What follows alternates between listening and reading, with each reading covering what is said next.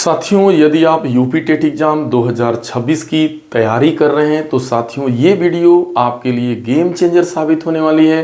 साथियों, इस वीडियो में हम आपको पढ़ाने वाले हैं वृत्त। यहाँ पर आप वृत्त के फार्मूले को ही नहीं जानिएगा बल्कि फार्मूले के साथ साथ जो उसकी वृत्त की संपूर्ण अवधारणा है यानी उसको कॉन्सेप्ट को समझ पाइएगा।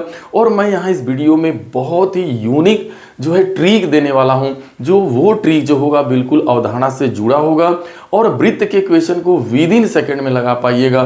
देखते ही देखते क्वेश्चन को आप उड़ा दीजिएगा। और तीसरा इसके ऊपर यहाँ जितने भी इस वीडियो में क्वेश्चन लिए गए हैं सभी वृत्त से रिलेटेड और प्रीवियस ईयर एग्जाम यानी यूपी टेट एग्जाम में सभी के सभी क्वेश्चन आपके पूछे गए हैं। आगामी एग्जाम में भी इसी टाइप के क्वेश्चन आपको बनने वाले हैं। पूरी एक साथियों वृत्त की ये आपकी यूपी टेट एग्जाम के हिसाब से कंप्लीट वीडियो है। आपको कहीं पर भी वीडियो को स्किप करने की जरूरत नहीं है। आपको शुरू से अंत तक इस वीडियो में बने रहना है, तभी आप अवधारणाओं को समझ पाइएगा और बहुत ही विद इन सेकेंड में लगाने के तरीके को भी समझ पाइएगा। जैसा कि आप जानते हैं, अगर गणित की बात की जाए तो गणित के अंदर आप देखा जाए तो अवधारणा ही सब कुछ होती है। जो मैं आपको ट्रिक बताऊंगा वो पूरा अवधारणा से जुड़ा होगा। अगर शुरुआत में आपने 5 मिनट अवधारणा पे समय अपना दे दिया तो फिर आप जैसे यहाँ पे जो भी 5 क्वेश्चन हैं ये मात्र देखा जाए तो 1-2 मिनट के अंदर ही सब लग जाएंगे। बशर्ते आपको अवधारणा पे समय देने की जरूरत है, समझने की जरूरत है। साथियों, आप देख रहे हैं अपना प्यारा यूट्यूब चैनल लर्निंग अड्डा 21 और साथियों मैं हूं संजय सिंह यादव। साथियों, चलिए ज़्यादा देर न करते हुए सीधा हम लोग पहले अवधारणाओं पे बात करते हैं, वृत्त के कॉन्सेप्ट पे बात करते हैं। तो दरअसल ये आकृति आप देख रहे हैं ये आपको पता भी है। दरअसल ये आकृति आपकी वृत्त है। ये दरअसल वृत्त को ये समझ लेना है कि वृत्त वास्तव में 2D संरचना होती है, यानी 2 बीमा वाली आकृति होती है, 2D स्ट्रक्चर होता है। इसलिए होता है कि इसके पास एक सतह पाई जाती है और यह समतल पे बहुत ही आसानी से अपना पूरा प्रदर्शन दे पाती है। तो वृत्त एक 2D संरचना है। अब यहाँ ध्यान देना है, ये वृत्त आपका हो गया, ये वृत्त का केंद्र है। अब वृत्त का केंद्र है और वृत्त के केंद्र से परिधि को जो मिलाने वाली रेखा होती है यही वृत्त की त्रिज्या कहलाती है। और आप देख रहे हैं परिधि से परिधि को मिलाने वाली रेखा, किंतु वह वृत्त के केंद्र से होकर के जाए, यानी ऐसी रेखा जो परिधि से परिधि को मिलाए वह वृत्त के केंद्र से होकर के जाए तो वही आपकी क्या कहलाती है, व्यास कहलाती है। यानी ये वृत्त का अगर इसको PQ नाम देते हैं तो यह PQ वृत्त का व्यास हुआ, OA इसकी त्रिज्या हुई। और आपको अच्छे से पता है, आप जानते हैं कि जो व्यास होता है वो हमेशा त्रिज्या का 2 गुना होता है। अब ये सारी अवधारणाओं पे आगे भी हम लोग बहुत अच्छे से डिस्कस करेंगे। फिर अब हम थोड़ा सा ये जान लेना है कि परिधि, देखिए परिधि क्या है, वृत्त की जो पूरी सराउंडिंग है, यानी वृत्त ये जो आपकी जो सराउंडिंग है, यानी यह जो घेरा है, यह घेरा ही क्या कहलाता है, वृत्त की परिधि कहलाता है। तो ये वृत्त की परिधि या इसे वृत्त का परिमाप भी बोला जाता है। अगर वृत्त का परिमाप कहा जाए इसका मतलब वृत्त के परिधि की बात हो रही है। और वृत्त का परिधि क्या है, ये जो इसकी सराउंडिंग है, ये जो घेरा है यही वृत्त की परिधि है। और इस घेरे के अंतर्गत जितनी भी आपकी क्षेत्र, जो भी क्षेत्र आ रहा है वह क्षेत्र ही इसका क्या होता है, क्षेत्रफल होता है। यानी इस वृत्त के सराउंडिंग के द्वारा यानी परिधि के अंतर्गत जितनी भी जगह कवर हो रही है यह पूरी जगह ही उसका क्षेत्रफल कहलाती है। तो ये थोड़ी सी इससे जुड़ी बेसिक बातें थी। अब हम यहाँ फार्मूले पे बात करेंगे और फार्मूला आपको पता है, लेकिन फार्मूला के द्वारा हम ट्रिक की उत्पत्ति करेंगे और यहाँ पे कॉन्सेप्ट के ऊपर हम लोग बहुत ही यूनिक जानकारी होगी। तो चलिए एक छोटा सा फिगर लेते हैं और वृत्त के फार्मूले पे नजर डालते हैं कि कैसे हम अपना समय बचा पाएंगे और क्या। तो यहाँ मान लीजिए ये आपका आपका मान लीजिए ये वृत्त है, ये वृत्त का केंद्र O है, ये मान लीजिए वृत्त की आपकी त्रिज्या। तो बस आपका जो पहला फार्मूला ये है कि भाई अगर कोई वृत्त है तो उसकी वृत्त की जो त्रिज्या होती है वो दरअसल क्या होती है, वृत्त की त्रिज्या R होती है। यानी वृत्त की त्रिज्या को आप R से रिप्रेजेंट करते हैं। अब वृत्त के व्यास की बात होती है तो वो होता है 2R, मतलब त्रिज्या का 2 गुना होता है वो आपका वृत्त का व्यास होता है। अगर परिधि की बात की जाए तो परिधि का जो फार्मूला होता है वो देखा जाए तो पाई गुणे व्यास होता है। अब पाई है और व्यास आपका क्या है 2r है। तो इस तरीके से आपने देखा होगा कि जो परिधि का फार्मूला होता है वो 2πr होता है।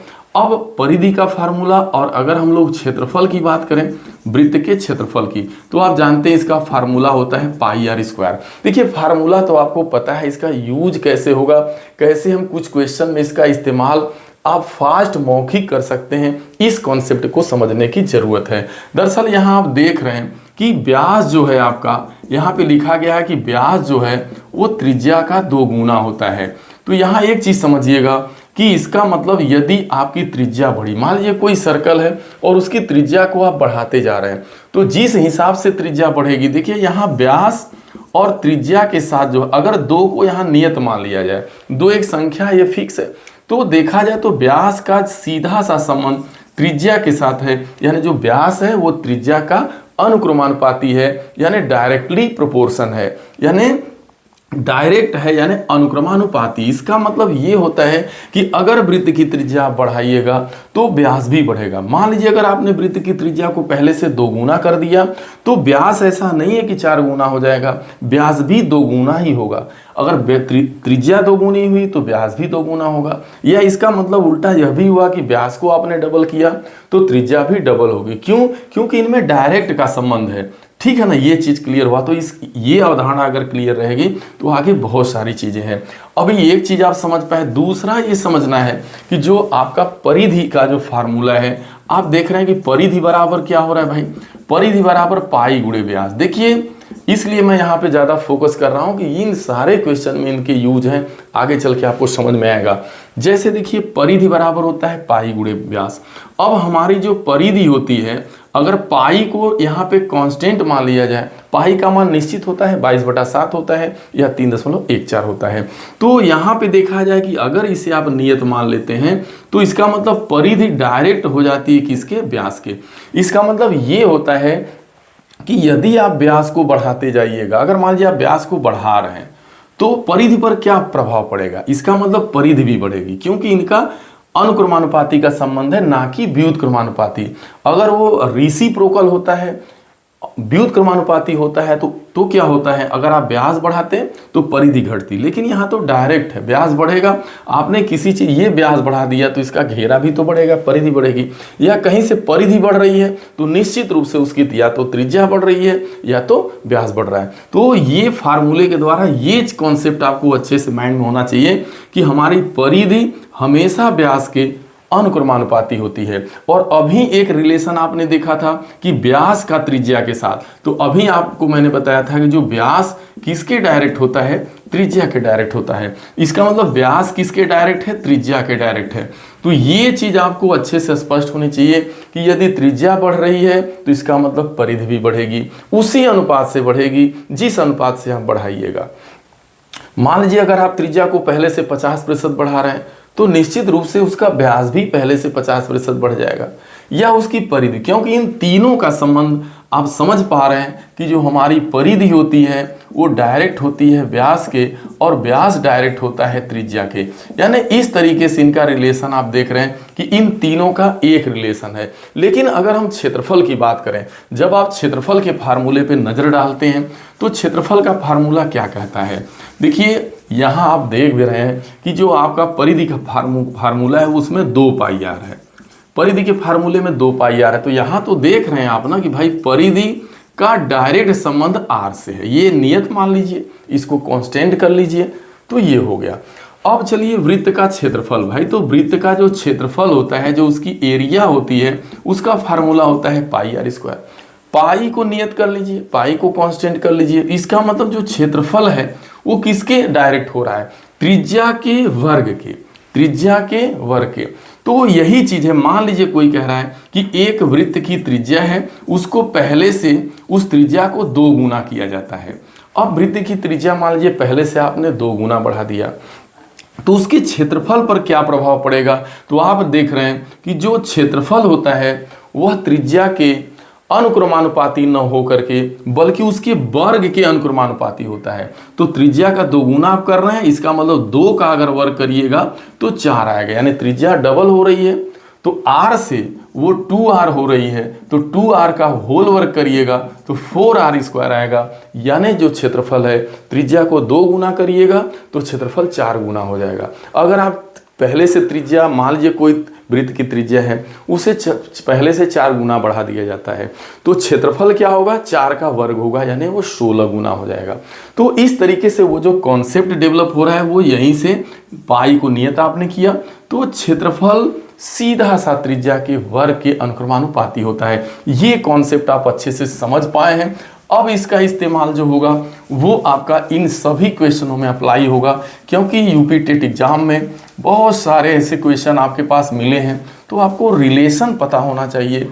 तो इतना 2 चीज़ें अगर आपके माइंड में है, 2 कॉन्सेप्ट, कि हमारी परिधि जो होती है वो व्यास के अनुक्रमानुपाती होती है, और हमारी परिधि जो होती है वो त्रिज्या के भी अनुक्रमानुपाती होती है, या हमारा जो व्यास होता है वो त्रिज्या के डायरेक्ट होता है, और हमारा जो क्षेत्रफल होता है वो किसके अनुक्रमानुपाती होता है, त्रिज्या के वर्ग के। कहने का मतलब वो त्रिज्या के वर्ग के अनुक्रमानुपाती होता है, यानी area is directly proportional to r²। यहाँ वर्ग के डायरेक्ट होगा। तो बस यहाँ पे आप समझ पाए होंगे कि जो हमारी परिधि अगर बढ़ रही है, इसका मतलब व्यास बढ़ा हुआ होगा, इसका मतलब कि त्रिज्या भी बढ़ी हुई होगी। अगर क्षेत्रफल आपका बढ़ रहा है, अगर क्षेत्रफल बढ़ या घट रहा है, तो निश्चित रूप से त्रिज्या के वर्ग के हिसाब से वो घटेगा और बढ़ेगा। ये वर्ग होता है, बाकी डायरेक्ट। बस अब इतनी अवधारणा आपकी क्लियर हो गई है। तब अब देखिए, कहीं पर भी किसी क्वेश्चन को आप विदिन सेकंड में उड़ाइएगा। मैं स्टार्ट में ही बोला था कि गणित में अवधारणा ही सब कुछ है, कॉन्सेप्ट क्लियर है तो सवाल में समय नहीं लगता, विदिन सेकंड में लगाइएगा। देखिए, ये यूपी टेट एग्जाम 2013 का क्वेश्चन है। यदि एक वृत्त की परिधि 4 पाई से 8 पाई बढ़ाई जाती है तो उसका क्षेत्रफल क्या होगा। देख रहे हैं यहाँ वृत्त की परिधि बढ़ाई जाती है। अब आप जानते हैं उसके क्षेत्रफल पर क्या प्रभाव पड़ेगा। तो आप तो ये जानते थे कि भाई जो क्षेत्रफल होता है वो त्रिज्या के वर्ग के अनुक्रमानुपाती होता है, लेकिन यहाँ तो परिधि बढ़ रही है। तो फिर आपके दिमाग में ये होता, भाई ये तो परिधि दिया है, त्रिज्या नहीं देता, तो फिर आप परिधि के सहारे त्रिज्या पे जाते, फिर आप त्रिज्या निकाल करके तब ये क्षेत्रफल आप बताते। अब नहीं, अब आपकी अवधारणा क्लियर है, बस मौखिक ये है, सेकेंडों का है। देखिए, तो सबसे पहले ये देख रहे हैं कि परिधि के साथ क्या हो रहा है। परिधि क्या है भाई, पहले थी 4 पाई, अब बढ़ के हो गई 8 पाई। कोई चीज 4 से 8 हो, इसका मतलब कितना हो रहा है भाई, पहले से 2 गुना बढ़ रहा है कि नहीं। इसका मतलब परिधि अगर पहले से डबल हो रही है तो परिधि का संबंध मैंने बताया कि त्रिज्या के साथ है। भाई ये बात क्लियर हुई ना कॉन्सेप्ट में। आपने देखा ना कि परिधि बराबर क्या होता है। परिधि बराबर मैंने बताया था 2 पाई r होता है। 2 को नियत करिए, तो यहाँ परिधि का सीधा सा संबंध त्रिज्या के साथ था। अगर परिधि 2 गुना बढ़ रही है तो इसका मतलब निश्चित रूप से त्रिज्या भी 2 गुनी बढ़ी होगी। बस आपका आंसर आ गया। अब आपको बताना है वृत्त का क्षेत्रफल कितना गुना हो जाएगा भाई। तो वृत्त का क्षेत्रफल होता है पाई r², और इसकी भी नहीं आवश्यकता है। मैंने यहाँ पर आपको बताया था कि जो क्षेत्रफल होगा वो क्या होता है, त्रिज्या के वर्ग के अनुक्रमानुपाती होता है, यानी A is directly proportional to r²। अब यहाँ पे आपने देखा परिधि डायरेक्ट है r के। अब परिधि 2 गुना हुई तो त्रिज्या 2 गुना हुई, यानी आपको यहाँ r का मान मिल गया। r क्या है, अब 2r है, 2 गुना हो जा रहा है। तो यहाँ पे अब यहाँ पे जैसे इसका 2 का वर्ग कर देंगे तो क्या आ जाएगा भाई, कहने का मतलब 4 आ जाएगा। 2 का वर्ग 4। भाई r के जगह 2r करिएगा तो 4r² होगा, यानी क्षेत्रफल क्या आ गया भाई, 4 पाई r² आ गया। अब पहले क्या था भाई, पहले क्षेत्रफल था पाई r², अब क्या हो गया भाई 4 पाई r² हो गया। तो पहले से 4 गुना हुआ कि नहीं। तो ये कुछ नहीं करना है, बस सीधा सा मतलब था, परिधि अगर 2 गुना हो रही है, 4 से 8 हो रही है तो परिधि 2 गुना बढ़ रही है, इसका मतलब त्रिज्या भी 2 गुना बड़ी होगी। तो क्षेत्रफल क्या होगा, क्षेत्रफल त्रिज्या का वर्ग होगा, यानी 2 का वर्ग 4। बस आंसर हो गया। आपको इतना ही तो करना था, 4 गुना हो जाएगा। ये मौखिक है, लेकिन आपकी अवधारणा जब स्पष्ट रहेगी तब इतना कुछ भी नहीं लगाना है, ना समझना है, केवल मौखिक। मैंने बोला विदिन सेकंड, तो ये विदिन सेकंड का क्वेश्चन है। परिधि 4 से 8 हो रही है, मतलब डबल हो रही है, त्रिज्या भी डबल हो जाएगी, तो क्षेत्रफल क्या होगा, उसका 2 गुने का वर्ग होगा, यानी 4 होगा। बस आगे बढ़ते हैं। अगला क्वेश्चन है, यह बहुत बेसिक सवाल है, इसके जगह यहाँ पर परिधि का मान कुछ भी हो सकता है। ये सवाल बहुत ज़्यादा आता है बेसिक स्तर पे। एक वृत्त की परिधि 44 सेंटीमीटर है, तो उसका क्षेत्रफल क्या होगा। देखिए परिधि दिया है भाई, वृत्त का घेरा दिया है, परिधि दिया है, वृत्त की परिधि यानी परिमाप दिया है, वो क्या दिया है क्वेश्चन में, 44 सेंटीमीटर है। आपको क्या बताना है, पूछा क्या जरा आपसे, भाई आपको क्या बताना है, क्षेत्रफल बताना है। क्षेत्रफल कितना होगा, तो आप जानते हैं क्षेत्रफल जो होता है वो पाई आर स्क्वायर होता है। अब आपको आर तो नहीं मालूम है, लेकिन वृत्त की परिधि मालूम है, तो आप परिधि के सहारे, कहने का मतलब वृत्त की जो परिधि होती है वो 2 पाई आर होती है, परिधि के सहारे त्रिज्या निकाल लीजिए। परिधि दिया कितना है भाई, 44, 2 पाई आर का मान 44 हो गया। अब 2 पाई आर का मान 44 है, यहाँ रख दिए 2 गुणे पाई का मान रख दीजिए 22/7 गुणे आर करिए, 22 दूना 44।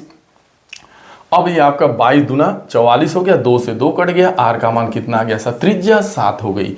जब त्रिज्या 7 हो गई तो वृत्त का क्षेत्रफल होगा पाई आर स्क्वायर, पाई का मान 22/7, त्रिज्या 7 है तो 7 गुणे 7 कर दीजिए, 7 से 7 कट गया, 22×7 154 सेमी स्क्वायर आ गया। क्योंकि क्षेत्रफल की जो इकाई होती है वो वर्ग इकाई होती है, और परिमाप की जो इकाई होगी वो सिर्फ इकाई ही होगी, यानी सेमी है तो सेमी, वर्ग सेमी हो गया ये चीज। तो आपने क्या किया भाई, जब परिधि वाला सवाल देगा, वृत्त की परिधि दिया रहेगा, आपसे क्षेत्रफल पूछेगा, तो सबसे पहले आप परिधि के सहारे, यानी 2 पाई आर का मान दिया है 44, तो यहां से आप आर निकाल लेंगे, आर का मान 7 आ जाएगा। जब आर का मान मिल गया तो वृत्त का क्षेत्रफल पाई आर स्क्वायर होता है, बस इसमें पुटअप करके निकाल लेना है। तो चलिए ये भी आपका जो है क्वेश्चन बहुत अच्छे से हो गया। और इसके बाद देखिए फिर अवधारणा पे आधारित क्वेश्चन आ गया। अब ये कॉन्सेप्ट बेस है, मौखिक है, तुरंत लगेगा। यदि 2 वृत्तों की परिधियों का अनुपात 3:1 है तो इनके क्षेत्रफल का अनुपात बताना। यहां भी देखिए क्या किया, यहां भी घुमा दिया, इसने ये डायरेक्ट नहीं दिया कि 2 वृत्तों की त्रिज्याओं का अनुपात 3:1 है तो क्षेत्रफल का अनुपात बताइए, क्योंकि आप देख रहे हैं कि क्षेत्रफल बराबर होता है पाई आर स्क्वायर। लेकिन यहाँ तो परिधि का अनुपात दिया है, लेकिन आपको मालूम है अब अच्छे से कि अगर 2 वृत्तों की परिधि का अनुपात 3:1 है तो उनकी निश्चित रूप से उन दोनों वृत्तों की त्रिज्याओं का अनुपात भी 3:1 ही होगा। ये अवधारणा अब आपकी स्पष्ट हो चली है। तो आखिरकार इन दोनों वृत्तों का क्षेत्रफल का अनुपात क्या होगा भाई, तो जो क्षेत्रफल का अनुपात होगा दोनों वृत्तों के, वो क्या होने वाला है, त्रिज्या का वर्ग होगा, यानी त्रिज्याओं का वर्ग कर दीजिए, 3 का वर्ग 9 और ये आपका 1, 9:1 हो गया। दरअसल देखा जाए तो एकदम बिल्कुल मौखिक है आपका ये 9:1, ये मौखिक सवाल है। तो जब परिधि का अनुपात दिया है तो परिधि के अनुपात का वर्ग कर दीजिएगा तो क्षेत्रफल का अनुपात निकल जाएगा। या यहाँ त्रिज्या का अनुपात दिया रहता तो भी अगर आप उसका वर्ग कर देते तब भी जो है क्षेत्रफल का अनुपात निकल जाता। व्यास का अनुपात दिया रहता उसका भी आप वर्ग कर देते तो भी निकल जाता। क्यों, क्योंकि सीधा सा परिधि का संबंध व्यास से है और व्यास का डायरेक्ट संबंध परिधि से है, सीधी सी बात है। परिधि का अनुपात है तो वही अनुपात त्रिज्या का भी होगा, फिर उसका वर्ग कर दीजिए, क्षेत्रफल का अनुपात निकल गया। तो अगर अवधारणाएं आप अच्छे से स्पष्ट हैं आपकी, तो क्वेश्चन बहुत आपको आसान बन जाता है, फास्ट हो जाता है। ये चीज अब आपको समझ में आ रही होगी। आगे है कि ये बहुत ही यूनिक सवाल है, बहुत ज़्यादा पूछा जाने वाला है। ये पुनरावृत्त क्वेश्चन है। कहता है एक वृत्त की परिधि पहले से 50% बढ़ा दी जाती है तो उसका क्षेत्रफल कितना प्रतिशत बढ़ करके हो जाएगा। दरअसल यहाँ भी थोड़ा घुमा दिया, कह रहा है भाई परिधि जो थी वो पहले से 50% बढ़ा दी गई। ऐसा नहीं कह रहा कि एक वृत्त की त्रिज्या 50% बढ़ा दी गई। दरअसल इसको ये बोलना चाहिए था। बहुत ज़्यादा सवाल त्रिज्याओं को लेकर के ही आता है कि एक वृत्त की त्रिज्या को 50% बढ़ा दिया जाता है तो क्षेत्रफल कितना प्रतिशत बढ़ जाएगा। और वही चीज़ है, या ऐसा भी हो सकता है कि एक वृत्त की त्रिज्या को पहले से 50% घटा दिया जाए तो क्षेत्रफल पे क्या प्रभाव पड़ेगा। घटने की भी बात होती है, बढ़ने की, घटेगा तो घटेगी, बढ़ेगा तो बढ़ेगी। लेकिन यहाँ दिया है 50% परिधि बढ़ रही है, तो फिर जब परिधि 50 बढ़ रही है इसका मतलब त्रिज्या भी 50% बढ़ेगी। अब क्षेत्रफल कितना बढ़ेगा, तो इसके लिए देखिए एक ट्रिक होता है और इसी ट्रिक का इस्तेमाल किया जाता है। जितनी 2D संरचना वाली आकृतियां होती हैं उनके क्षेत्रफल में वृद्धि या कमी के बाद अगर उनकी जो है, देखिए यहाँ वृत्त भी आपका 2D है अब आपका वृत्त का क्षेत्रफल बराबर आप देखते हैं क्या होता है, पाई आर स्क्वायर।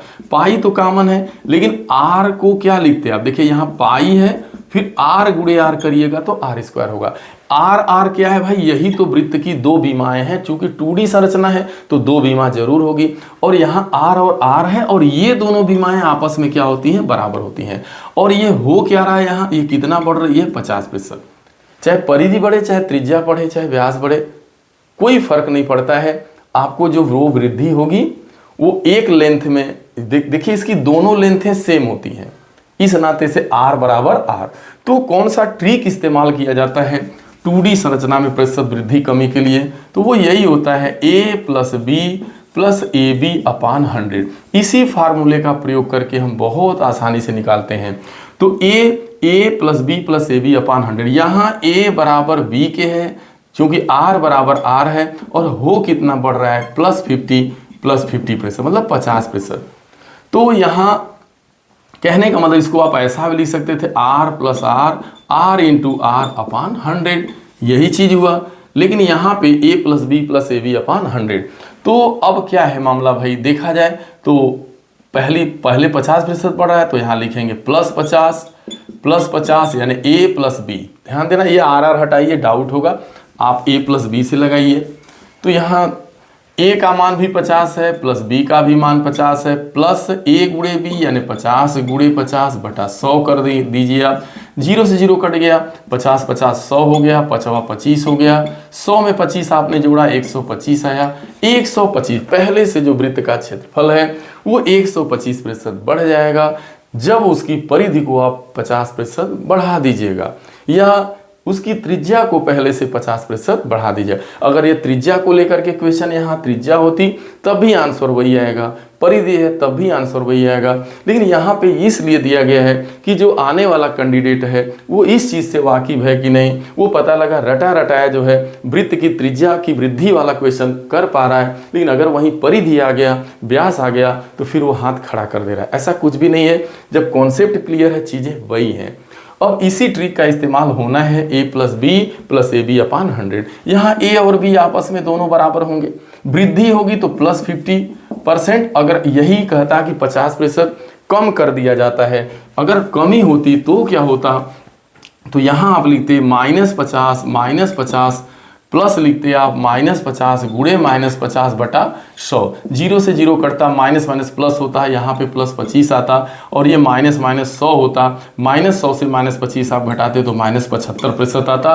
कहने का मतलब पहले से जो क्षेत्रफल है वो -75% घट जाता, चिन्ह माइनस आ रहा है यानी कमी को। तो किसी भी तरीके से आएगा क्वेश्चन आप कर लेंगे, मैं आप पूरी उम्मीद करता हूँ। अब अगला जो क्वेश्चन है वो बहुत ही यूनिक है, जो बिल्कुल अलग हटके है। यहाँ पे कुछ कॉन्सेप्ट भी समझना पड़ेगा, क्योंकि लास्ट वाला क्वेश्चन बिल्कुल अलग हटके है। क्वेश्चन में कि एक वृत्त में 120 डिग्री के खंड का क्षेत्रफल दिया गया है, 66/7 सेंटीमीटर है, तो वृत्त का व्यास बताना है। दरअसल एक चीज को समझिएगा, ये मान लीजिए पूरा आपका वृत्त है और ये वृत्त का केंद्र है। अब इस केंद्र पर देखा जाए तो पूरे सराउंडिंग आप देखेंगे तो 360 डिग्री का, देखिए ये वृत्त है मान लीजिए, तो इस वृत्त का क्षेत्रफल जो होता है वो पाई आर स्क्वायर होता है, और यह जो पाई आर स्क्वायर होता है इसका मान यह 360 डिग्री के लिए होता है, क्योंकि ये पूरे वृत्त का आप क्षेत्रफल बताते हैं। आप यहाँ पे पूरे वृत्त का क्षेत्रफल बताते हैं तो इसका फार्मूला ये है, और यहाँ केंद्र पर जो बना कोण होगा वो 360 डिग्री होगा। लेकिन इस क्वेश्चन में ऐसा नहीं है, यहाँ पे कह रहा है कि भाई एक वृत्त है, उसका जो केंद्रीय कोण है वो 120 डिग्री, यानी जो यहाँ पे बन रही एरिया 120 डिग्री, और इसके द्वारा जो क्षेत्रफल आ रहा है, इसके द्वारा जो एरिया इसके द्वारा घिर रही है, इसका क्षेत्रफल बताना है। चूंकि पाई आर स्क्वायर 360 डिग्री का मान होता है, अब हमें पूरे का क्षेत्रफल यहाँ पे नहीं बताना है, बल्कि हमको 120 डिग्री के द्वारा जो क्षेत्र घिर रहा है उसका क्षेत्रफल बताना है। तो उसके लिए जो फार्मूला होता है उसका क्षेत्रफल कैसे निकलेगा, तो देखिए θ/360 डिग्री गुणे वही वृत्त का क्षेत्रफल। देखिए पूरे वृत्त का क्षेत्रफल होता तो पाई आर स्क्वायर निकलता, अब पूरा का नहीं है, टोटल 360 डिग्री का नहीं है, बल्कि हमें थीटा का बताना है। तो θ/360 डिग्री गुणे पाई आर स्क्वायर। चूंकि इस प्रश्न में थीटा का मान कितना दिया है, 120 डिग्री दिया है, जो कोण बन रहा है जो खंड जो है इस खंड का जो केंद्र पर बनने वाला कोण है 120 डिग्री। तो आप लिखते 120 डिग्री बटा 360 डिग्री गुणे पाई का मान है 22 बटा, देखिए पाई का मान 22/7 गुणे आर स्क्वायर, व्यास बताना है। देखिए इस क्वेश्चन में आपका चूंकि क्षेत्रफल दिया हुआ है, जो एक खंड है इसका क्वेश्चन में क्षेत्रफल दिया है कि ये है आपका 66/7 सेंटीमीटर का स्क्वायर, यानी इसका क्षेत्रफल आपको दिया है। तो कुछ नहीं करना, क्षेत्रफल की जगह आप अब ये चीज़ थोड़ा सा यहाँ से ये कर दिया जाए, अब इसी फार्मूले को बस समझना है।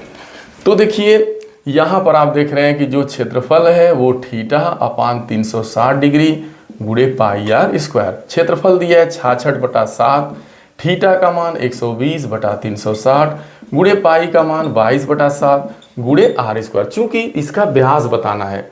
अभी आप रुके रहिएगा, यहाँ पर मैं आपको बताऊंगा कि अगर वृत्त की, देखिए इसमें दरअसल जब सामान्य क्वेश्चन आता है तो इसमें कोण का मान दिया रहता है और इसकी त्रिज्या दी रही होती है, दो चीज देता है। एक तो यहाँ हालांकि क्षेत्रफल दे दिया और केंद्रीय कोण दे दिया, आपसे व्यास पूछ रहा है, लेकिन ऐसा नहीं आता। बहुत सारे प्रश्नों में ऐसा होता है केंद्रीय कोण दे देगा, त्रिज्या दे देगा, क्षेत्रफल पूछेगा। यहाँ क्षेत्रफल है तो लिख दिया गया। अब देखिए 7 से 7 कटा, 22 तिहाई 66 हो गया, 12 तिहाई 36 3 हो गया, 3 का 3 में गुणा किया आपने 9 आया, आर स्क्वायर का मान अब 9 है, आर वर्ग का मान 9 है तो आर का मान 9 का वर्गमूल 3, यानी उस वृत्त की त्रिज्या कितनी है 3। लेकिन क्वेश्चन में आपसे व्यास पूछा गया है तो 2 गुणे 3 कर देंगे, व्यास इसका डबल होगा, 6 सेंटीमीटर होगा, यही आंसर हो गया।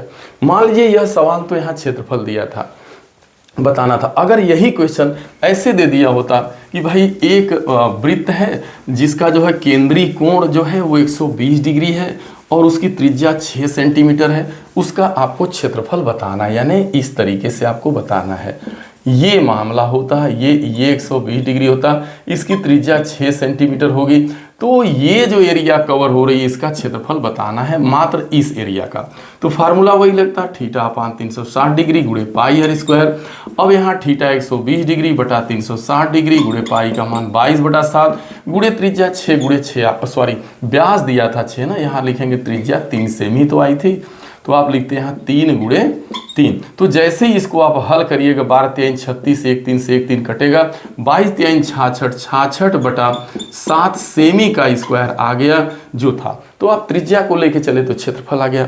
तो अगर कभी भी ऐसा क्वेश्चन आएगा पूरे वृत्त का क्षेत्रफल न दे करके कुछ एंगल दे दे, जैसे कभी कभी 90 डिग्री का भी पूछता है, यहाँ 90 डिग्री का कोण बन रहा है, यहाँ त्रिज्या मान लीजिए 10 सेमी है, तो इस जो है वृत्त के खंडित भाग का क्षेत्रफल बताना है। तो बस यहाँ 90/360 डिग्री गुणे पाई का मान 3.14 गुणे 10 आप कर देते, यही जो है वृत्त का क्षेत्रफल निकल जाता। दिस इज आंसर होता। साथियों मैं आशा ही नहीं पूरी उम्मीद करता हूँ कि आपने पूरे वीडियो में देखा। आप सबसे पहले देखिए कितनी बड़ी गणित के अंदर अवधारणा महत्वपूर्ण होती है। यदि आपको अवधारणा अच्छे से स्पष्ट है तो फिर आपको कहीं भी दिक्कत नहीं होती, आप क्वेश्चन को सेकंडों में लगा लेते हैं। तो मैं पूरी आशा ही नहीं उम्मीद करता हूं कि इस वीडियो में आपको ढेर सारे कॉन्सेप्ट वृत्त से जुड़े मिले होंगे। प्रीवियस ईयर के सारे क्वेश्चन को आप कर लीजिएगा। अगर इतनी आपके पास नॉलेज है तो मैं दावा करता हूं अगर इस टॉपिक से लगभग हर साल क्वेश्चन बनता है तो आएगा तो आपका निश्चित रूप से जो है आप तुरंत विद इन सेकंड में लगा पाइएगा। और अगली वीडियो में हम आपके लिए मेंसुरेशन के जो महत्वपूर्ण टॉपिक हैं उनको लेकर के आ रहे हैं, चाहे वो समचतुर्भुज हो, चाहे घन हो, घनाभ हो। आपने देखा कि क्यूब से बहुत ज़्यादा क्वेश्चन बन के आ रहा है यूपी टेट एग्जाम में। तो आप बने रहिए चैनल पे। साथियों यदि आप नए हैं तो इतना तो करिए, मैं आपके लिए इतना ज़्यादा मेहनत कर रहा हूँ तो आपका फ़र्ज़ बनता है कि ज़्यादा से ज़्यादा लोगों तक आप शेयर करें, अपना लाइक दें और आप कमेंट तो करिए कि ये वीडियो कैसी लगी। तो इसमें कमेंट आप कम से कम कमेंट तो करिए, एक प्यारा से एक लाइक तो दीजिए कि जो भी आपको लग रहा है आप वैसा जो है कम से कम कमेंट में हमें बताएं, ताकि हम आपके लिए काम कर रहे हैं तो हमारा मोटिवेशन तो कम से कम बढ़ता रहे। साथियों मिलेंगे हम लोग अगली वीडियो में, तब तक के लिए आप सभी को ढेर सारी शुभकामनाएं। Thank you so much.